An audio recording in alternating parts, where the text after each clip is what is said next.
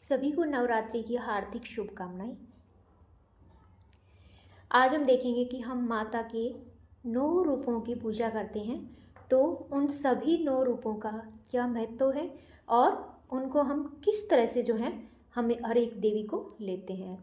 तो सबसे पहले तो मैं बताना चाहूँगी कि सभी जो 9 रूप हैं उनके क्या नाम है।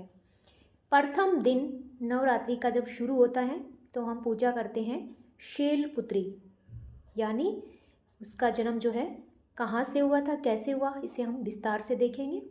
प्रथम रूप है शैलपुत्री। सेकंड इसका रूप वो है हमारा ब्रह्मचारिणी। और तीसरा जो रूप है वो है चंद्रघंटा। चौथा इसका रूप है वो है कुष्मांडा। और पांचवा इसका रूप है वो क्या है, सकंद माता, यानी क्या है कैसे हम देखेंगे। और छठा इसका रूप है वो है कात्यायनी। सातवां इसका रूप है काल रात्रि। आठवां इसका रूप है महागौरी। और नौवां इसका रूप है सिद्धिदात्री। हर एक रूप को हम विस्तार से देखेंगे। तो चलो हम देखते हैं कि हमारा प्रथम जो माता का रूप है वो क्या है और किस तरह इसका महत्व है। वीडियो अच्छा लगे तो लाइक शेयर कमेंट, चैनल को सब्सक्राइब कर देना। सब्सक्राइब करने से मोटिवेशन मिलता है और अच्छे से वीडियो बनाने का मन करता है, बाकी कुछ नहीं है। तो चलो हम पहला रूप माता का देखते हैं।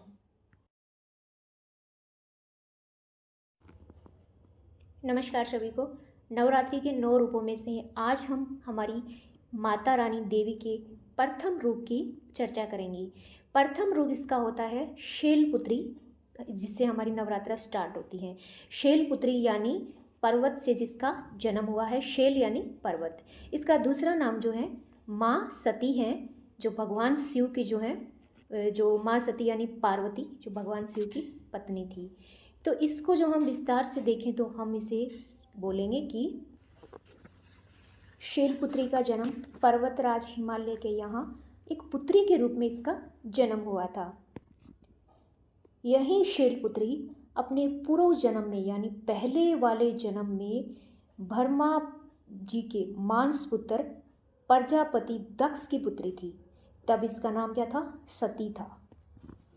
और उस समय इसकी शादी हुई थी भगवान शंकर से, लेकिन उस समय इन्होंने अपने पिता के यज्ञ के हवन कुंड में अपना शरीर त्याग करके अपना अंत कर दिया था। और इस जन्म में फिर ये शैलपुत्री के रूप में पैदा हुई। और इस जन्म में इसकी शादी भोलेनाथ से हुई। इसे हम देवी हेमवती और देवी पार्वती भी कहते हैं। इसका वाहन वृषभ यानी बेल पर सवार है। और इसके दाएं हाथ में क्या है, इसके दाएं हाथ में त्रिशूल है और बाएं हाथ में कमंडल है। माना जाता है कि इसकी पूजा करने से जो भक्त हैं उनकी मन शक्तियाँ यानी कि उनकी मनोकामना उनकी इच्छाएं पूर्ण होती हैं। और इसी दिन नवरात्रा का आरंभ होता है। तो हमने देखा ये इसका दूसरा जन्म है। पहले जन्म ये माँ पार्वती ही थी, सती जिसे सती हो गई थी जो। और उसके बाद भगवान शिव से इसके पार्वती भगवान शिव की पत्नी थी। तो सेकंड जन्म में ये शैलपुत्री बनी है। आगे देखते हैं माता का दूसरा रूप क्या है। तो अगले वीडियो में हम देखेंगे माता का दूसरा रूप।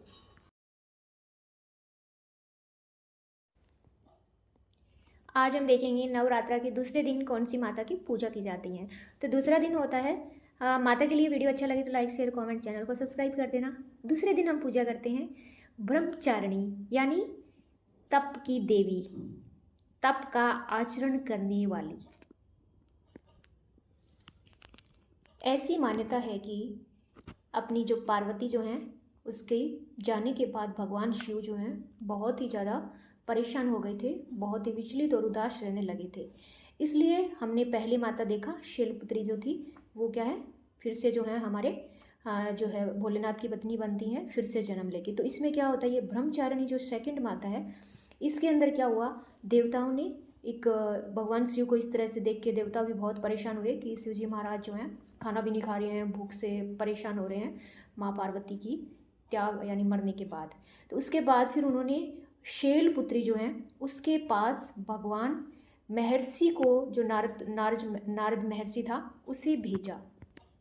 और देवर्षि नारद को जो है शैलपुत्री के पास भेजा और उसने जाके शैलपुत्री माँ को सब बातें बताई, माता रानी को, कि शिवजी महाराज इस तरह परेशान है, अगर आप कठिन तपस्या करेगी तो शिवजी महाराज आपसे शादी कर लेंगे। इसके बाद जो है कहा जाता है कि ये जो हमारी जो ब्रह्मचारिणी है, इसने हजारों वर्षों तक, मान्यता है ऐसी, हजारों वर्षों तक इसने तपस्या की, भगवान क्या है, शिव की, है ना। इसीलिए जब भोलेनाथ की इसने तपस्या की तब इसे जो है भोलेनाथ से इसकी शादी हुई। और इसने इतनी कठोर तपस्या की कि ऐसी कोई नहीं कर सकता, क्योंकि कितने सालों तक जो है ये तपस्या करती रही। और इसके हाथ में जो है, जो दायां हाथ है, इसके हाथ में, दाएं हाथ में क्या है, जप की माला है। आप इसकी फ़ोटो देखेंगे तस्वीर में। और बाएं हाथ में कमंडल है। तो दाएं हाथ में जप की माला और बाएं हाथ में कमंडल है। कमंडल ये इन्होंने हजारों साल पूजा की। इसी की यानी इसकी कठोर तपस्या की वजह से जो है भगवान शिव जो हैं इससे खुश हुए थे, इसकी तपस्या से। तो इस जो माता के रूप से हमें, या पूजा से हमें यह शिक्षा मिलती है कि जितनी मेहनत करेंगे हम लोग, जितना हम कुछ भी काम करेंगे, अपने मन को कंट्रोल में रखेंगे और आगे बढ़ते जाएंगे, तो भगवान जैसे शिव जो हैं, जो शैलपुत्री पर ये ब्रह्मचारिणी जो थी, इस पर खुश होकर जो है अपना वरदान दिया, जो भी उसी तरह से जो है माता रानी की तपस्या से अपने मन को, ये मन को कंट्रोल करके और मेहनत करके आगे बढ़ने की हमें इस माता रानी से शिक्षा मिलती है। अगले वीडियो में हम माता का तीसरा रूप देखेंगे, वो क्या है, चंद्रघंटा। तो बने रहिए वीडियो के साथ और मिलते हैं हमारे एक नए वीडियो में। तब तक के लिए जय हिंद, बाय बाय।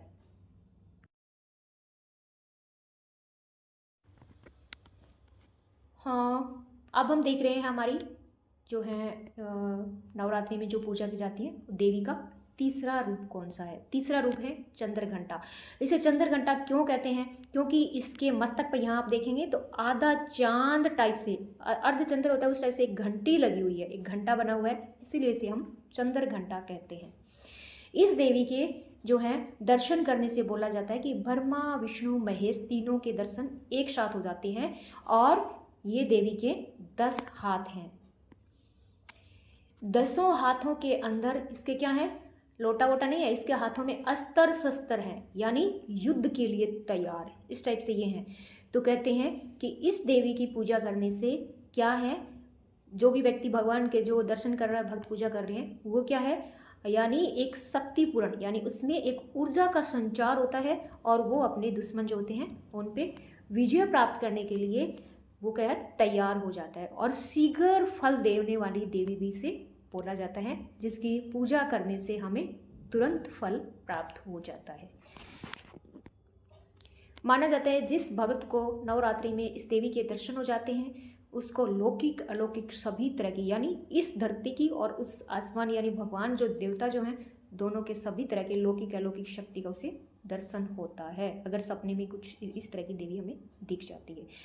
तो हो गया, सिंह पे सवार होती हैं, 10 हाथ होते हैं, अस्त्र शस्त्र युक्त इसके हाथ होते हैं, ब्रह्मा विष्णु महेश तीनों के दर्शन चंद्र घंटा जो हमारी देवी हैं उससे हो जाते हैं। तो अब हम देखेंगे हमारी चौथे नंबर की देवी जो है वो कौन सी है और उससे हमें क्या लाभ प्राप्त होता है। वीडियो के साथ बना रहिए, अच्छा लगे तो लाइक शेयर कमेंट, चैनल को सब्सक्राइब कर दीजिए। मैं अलग अलग वीडियो डालूंगी, लेकिन एक वीडियो के अंदर सभी वीडियो को कंप्लीट करके भी डालने की कोशिश करूँगी।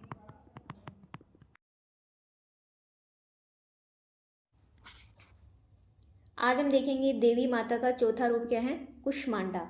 कुष्मांडा यानी इस देवी के कितने हैं, 8 हाथ हैं और ये क्या है, शेर पे यानी सिंह पे सवार हैं ये भी। लेकिन कहा जाता है कि जब चारों ओर अंधकार था यानी अंधेरा था, तो इस देवी ने ही क्या है, ब्रह्मांड का निर्माण किया और पूरे जो संसार है इसका श्रेय इसी को जाता है। इसके बाद क्या हुआ, ब्रह्मांड का निर्माण हुआ और चारों ओर प्रकाश फैला। तो इसका तो और भी ज़्यादा महत्व है कि इसकी पूजा अर्चना करने से सभी जो है बुराइयों का अंत होता है और जीवन में चारों ओर प्रकाश यानी आशाएं और अच्छा अच्छा यानी पॉजिटिविटी, अच्छा वातावरण हमारे सामने चारों ओर हमारे फैलता है। तो इसमें क्या है, अगर ऐसी देवी हैं जो अंधकार को अंत करके प्रकाश से पूरे संसार को जगमग कर सकती है, तो भगत तो चीज़ ही क्या है ना, छोटे से रूप हैं उनके। इसलिए हम इसे आदि शक्ति के नाम से भी जानते हैं, क्योंकि यह ब्राह्मण का निर्माण दात्री है। और इसकी पूजा से हमें क्या होता है, बुराइयों को अंत करने की शिक्षा मिलती है और जीवन में प्रकाश कायम करने का। यानी हमें किसी की बुराई भी नहीं करनी चाहिए, ना बुरा देखना चाहिए, बुरा सुनना चाहिए, बुरा सोचना चाहिए, और अच्छे काम करना चाहिए। अच्छे का अच्छा ही परिणाम मिलता है। देवी की कृपा उन्हीं पे होती है जो अच्छाइयों को ग्रहण करके अच्छे रास्ते पर चलते हैं। अगले में हम देखेंगे हमारी पांचवी माता जो है, पांचवा रूप क्या है। तो बने रहिए, वीडियो अच्छा लगे तो लाइक शेयर कमेंट, चैनल को सब्सक्राइब कर दीजिए।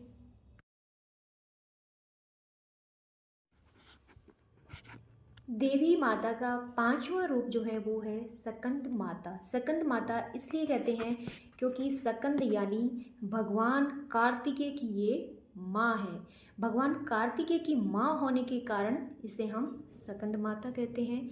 और ये है कमल पर विराजमान है, इसलिए इसे पद्मासन देवी भी कहते हैं। पद्मासन यानी कमल पर आसित है। इसका वाहन भी सिंह है, यानी ये शेर पर विराजमान है। और इसकी पूजा से ये कहा जाता है कि हमें मानसिक शांति मिलती है, क्योंकि भगवान कार्तिकेय जो थे वो क्या थे, शांति जो है वाले भगवान थे। इसीलिए जो है इसकी पूजा करने से हमें दिमाग की शांति मिलती है। और ये कहते हैं कि अगर हमारा दिमाग शांत है तो हम सभी काम बहुत ही सफलतापूर्वक कर सकते हैं। अगर दिमाग ऐसा हमारा अशांत है तो हम कोई भी काम कितना भी चाहे हम इंटेलिजेंट हो, हम नहीं कर सकते हैं। इसीलिए ये देवी माँ हमें दिमाग की शांति प्रदान करती है। वीडियो अच्छा लगे लाइक शेयर कमेंट, चैनल को सब्सक्राइब कर देना। मिलते हैं अगले वीडियो में छठे दिन जो है कौन सी देवी की पूजा की जाती है उसके साथ। देवी माँ का छठा रूप है कात्यायनी। इसे कात्यायनी इसलिए कहते हैं क्योंकि भगवान कात्यायन के ये पैदा हुई थी। ऐसी मान्यता है कि बेटी को जन्म देने के लिए, यानी बेटी को चाहता था वो बहुत ज़्यादा, इसलिए किसी बेटी के जन्म के लिए उसने इतनी पूजा की थी, इतनी पूजा की थी कि माता रानी ने उससे क्या है, उसकी पूजा को स्वीकार करते हुए उससे प्रसन्न होकर एक बेटी उसे जो है प्रदान की, और उस बेटी का नाम उसने कात्यायनी रखा। ऐसा कहा जाता है कि उसे जो है शीघ्र फल की प्राप्ति हुई थी, इसलिए यह देवी जो है शीघ्र फलदायी भी कही जाती है। और ये इसका वाहन भी क्या है, हमारा सिंह पर सवार होकर आती है।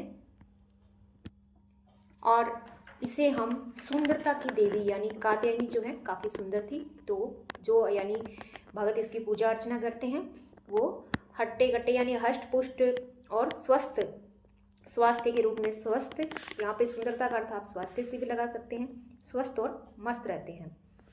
तो ये थी हमारी एक कात्यायनी माता छठे दिन। सातवें दिन हमारे सामने क्या आएगी, काल रात्रि कहते हैं, जो बहुत ही शक्त माता है।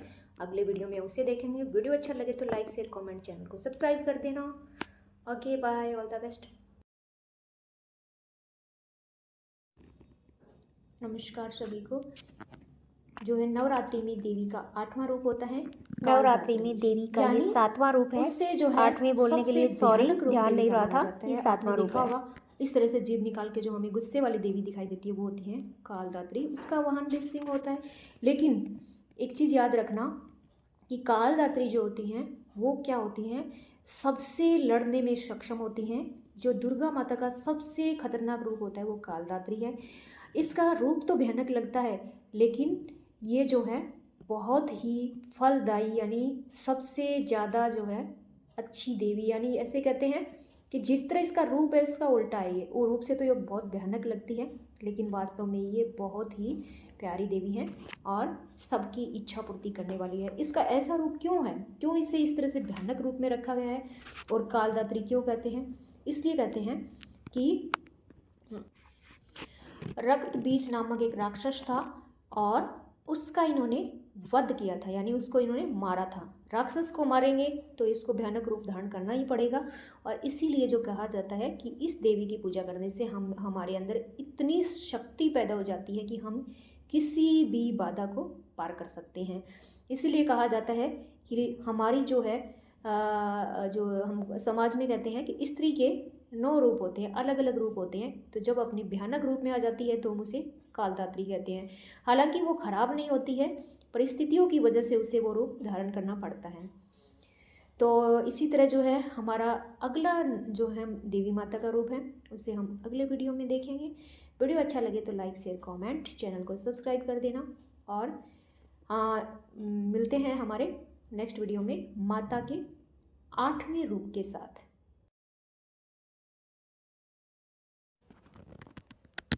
नमस्कार सभी को। देवी का 8वां रूप है महागौरी।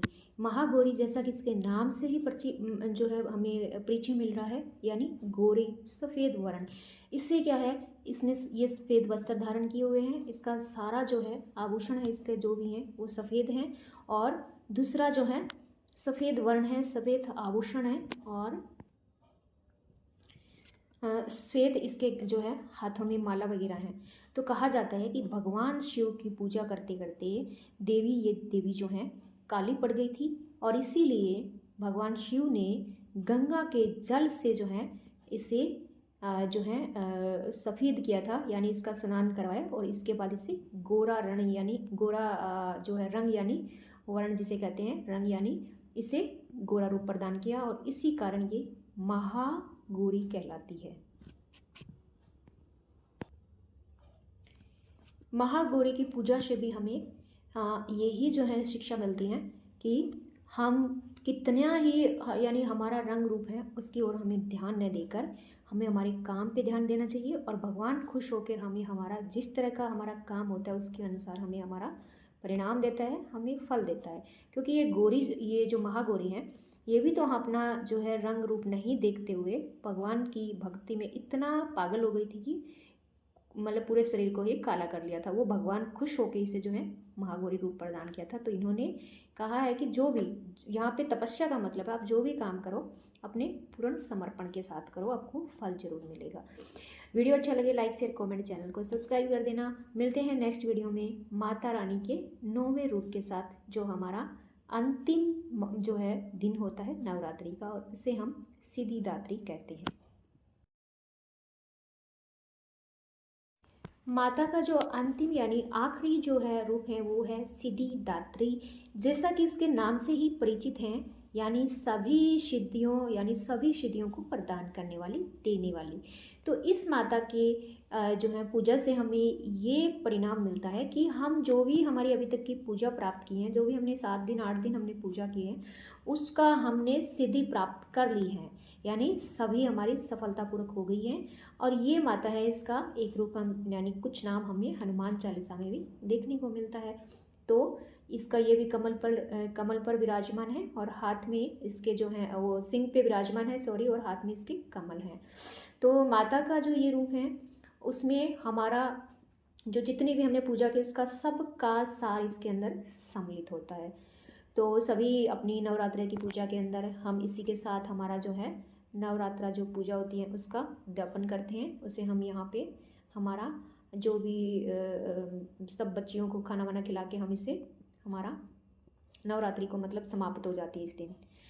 और इसी के साथ जो है हमारा ये 9 दिनों का जो नवरात्रि की जो वीडियोस थे जो बताए थे कि कौन सी माता किस दिन किस तरह पूजा की जाती हैं और इससे क्या परिणाम मिलते हैं, हमने डिस्कस किया। वीडियो अच्छा लगे तो लाइक शेयर कमेंट, चैनल को सब्सक्राइब कर देना। और जो है माता रानी की कृपा आप सभी पर बनी रहे, आप सभी लोग जो है इसी तरह से आगे बढ़ते रहें और जीवन में सफल। इसी के साथ जो है मैं यहाँ पे जो है इस वीडियो को विराम देना चाहूँगी। आशा करती हूँ कि आप सभी जो हैं लाभान्वित हुए होंगे और कुछ ना कुछ आपको समझ आया ही होगा। Bye bye, all the best, take care.